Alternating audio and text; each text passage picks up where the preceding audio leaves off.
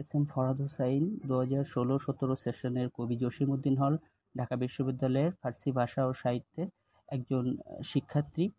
তো আজকে লাইভে আসার একটা বিশেষ কারণ অনুভব করছি যে বিগত কিছুদিন যাবৎ সামাজিক যোগাযোগ মাধ্যমে একটা তথ্য বা ধোঁয়াশাপূর্ণ একটা তথ্য কিংবা ভিডিও আর কি প্রচারিত হচ্ছে, যেটা অনেকেই না বুঝতেছে না। আমাকে অনেকেই মেনশন দিচ্ছে, ফোন করছে।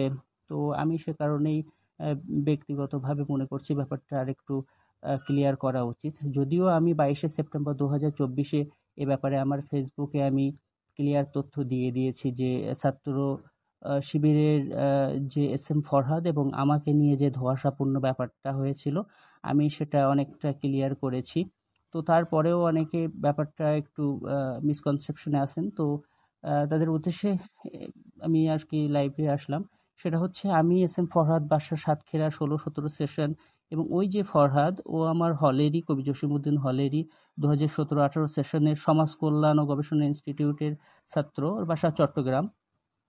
তো অনেকে আমাকে আর ওকে আর কি মিলিয়ে ফেলছেন, কিন্তু ব্যাপারটা হচ্ছে আমি তো আর ও এক নয়। ও ছাত্র শিবিরের সেক্রেটারি ছিল তখন, এখন প্রেসিডেন্ট। তো ঢাকা বিশ্ববিদ্যালয়ের। তো আমার ছাত্রলীগ সংশ্লিষ্টতার ব্যাপারও অনেকে জানতে চেয়েছেন। সেটা হচ্ছে, আমার 2022 সালের একেবারেই শেষের দিকে, সম্ভবত নভেম্বর ডিসেম্বরের দিকেই আমাদের কমিটি হয়, এবং তার পরবর্তী দিনই নতুন কমিটির জন্য সম্মেলন অনুষ্ঠিত হয়। তো সেই হিসাবে ছাত্রলীগের যে সহসভাপতি হিসাবে যে নামটা দেখা যাচ্ছে সেটা আমি। তো পরবর্তীতে জুলাই 2024-এ যে আন্দোলন হয়, কোটা সংস্কার আন্দোলন, সেখানে আমি এবং আমার মতো আরো অনেকে ছাত্রলীগের বিদ্রোহী হয়ে এবং ওই 14 তারিখ সন্ধ্যাবেলায় পদত্যাগ করে আর কি আমরা আন্দোলনে প্রত্যক্ষভাবে অংশগ্রহণ করি। ওই দিন তুমি কে আমি কে, রাজাকার রাজাকার স্লোগানে আমরা সমস্ত ক্যাম্পাস এবং রাজু ভাস্কর্যে আমরা অবস্থান নেই।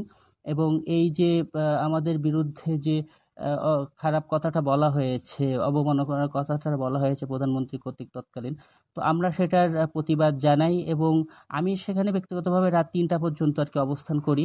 তারপরে হলে আসি, যদিও তার কিছুক্ষণ আগে আর কি আমাদের প্রোগ্রাম শেষ হয়ে গেছিল।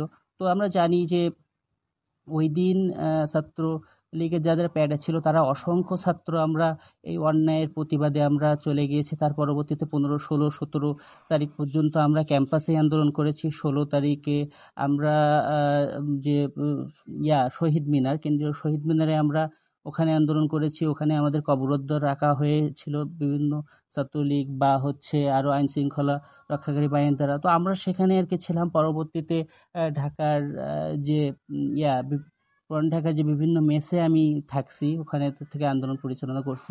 তো ব্যাপারটা হয়েছে, এটা হচ্ছে তো আমার ব্যাপারটা আমি বললাম। তো আর একটা ব্যাপার, সেটার জন্য আর কি ফেসবুকে লাইভে আসা, সেটা হচ্ছে ডাকসুকে কেন্দ্র করে সম্প্রতি এস এম ফরহাদের নাম এডিট হয়েছে, সেটা একটা ব্যাপার। কিন্তু ডাকসুকে আর কি অফ করে দেওয়ার একটা চক্রান্ত চলছে, এমনও আমরা দেখতে পাচ্ছি। তো ব্যাপারটা হচ্ছে যে আমি ফরহাদ আর এস এম ফরহাদ তো এক না। আমার নাম এস এম ফরহাদ হোসাইন, ও এস এম ফরহাদ। আমার বাসা সাতক্ষীরা, ওর বাসা চট্টগ্রাম। আমি ছাত্রলীগের সহসভাপতি ছিলাম, কিন্তু ও ছাত্রলীগের তো সহসভাপতি ছিল না। আর আমার যে প্যাডটা দেখানো হচ্ছে সেটা তো ও নয়। তো ব্যাপারটা হচ্ছে এই, আমি প্রত্যাশা করব ডাকসু এত বছর পর, যদিও 2019 সালে হয়েছিল এবং 2018 সালের যে আন্দোলন হয়েছিল সেখানেই কিন্তু আমরা আর কি অংশগ্রহণ করেছিলাম, এবং তার যে একটা ক্ষত সেটাও আমার হাতে এখনো আছে, আমার বাম হাতে। তো আমি প্রত্যাশা করব যে সকল কাদা ছোড়াছুড়ি বন্ধ হয়ে একটা সঠিক এবং উৎসবমুখর পরিবেশে ডাকসুটা অনুষ্ঠিত হোক। যদি কারোর বিরুদ্ধে কোনো ধরনের কারোর কোনো সমস্যা থাকে সেটা ভালোভাবেই আর কি হোক, কিন্তু আমি ফরহাদের সাথে ওই ফরহাদের মিল, অথবা একজনের সাথে আরেকজনের মিল, এগুলো আর কি আমার মনে হয় করা ঠিক না। তো আমি বলবো যে ডাকসুর জন্য শুভকামনা। আমি কবি জসিমউদ্দিন হলেরই ছাত্র।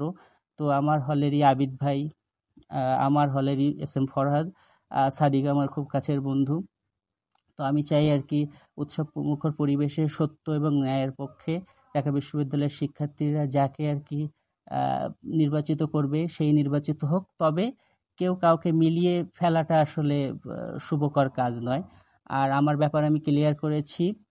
ফরহাদের ব্যাপারটাও বললাম যে যে প্যাডটা আর কি দেখানো হচ্ছে সেটা আমার নাম। আমি পরবর্তীতে তো ওইভাবেই আপনাকে বললাম আপনাদেরকে যে কি ঘটেছিল। তো সবার জন্য শুভকামনা, ভালো থাকবেন, দোয়া রাখবেন, আর ডাকসুটা অনুষ্ঠিত হোক সেটাই প্রত্যাশিত। আসসালামু আলাইকুম।